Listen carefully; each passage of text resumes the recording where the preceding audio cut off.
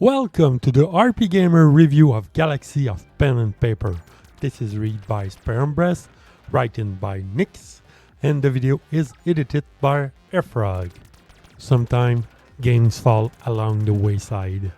You don't mean for them to be neglected, but you can't help that you suffer from the "oh, shiny" syndrome when a new game comes across your plate.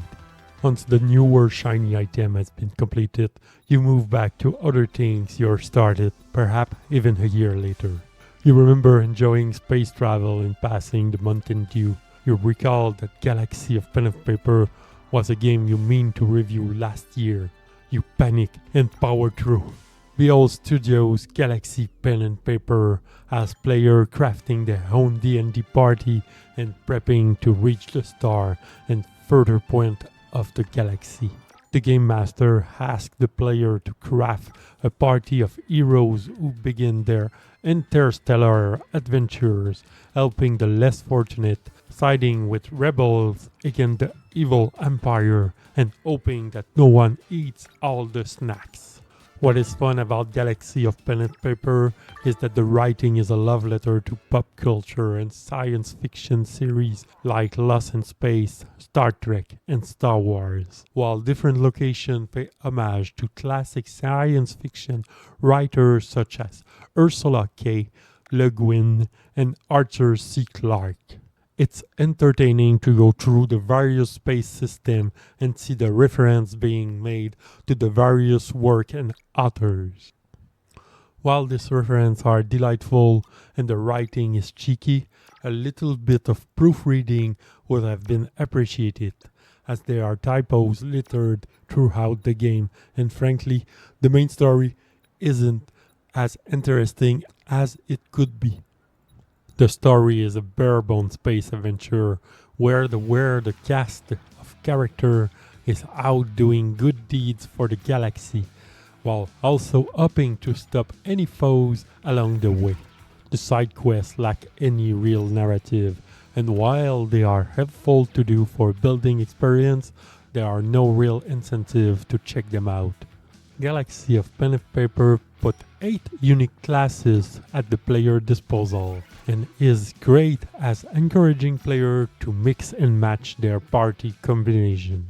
The classes feel balanced, each with a plethora of skill that can be compounded together to create a party that can satisfy the needs of the player. As character level up, they are granted skill points that can be used to purchase new abilities that part of a global selection or class specific.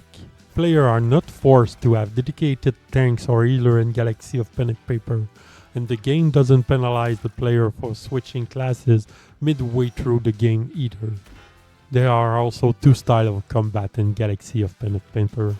One is the standard turn-based battle system wherein players select various skills as they wish to use on enemies, and vice versa. It's nothing particularly special. The other style is the one-on-one spaceship battles, wherein players roll the dice to determine the number of skill points they will have to use in that round.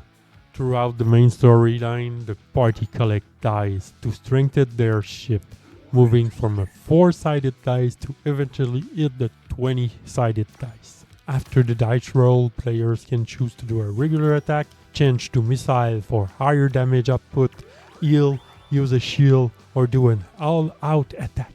Since dice rolls are unpredictable, players will have to be strategic with skill points that they have each turn, and who knows if the enemy will end up with a higher die roll on its turn.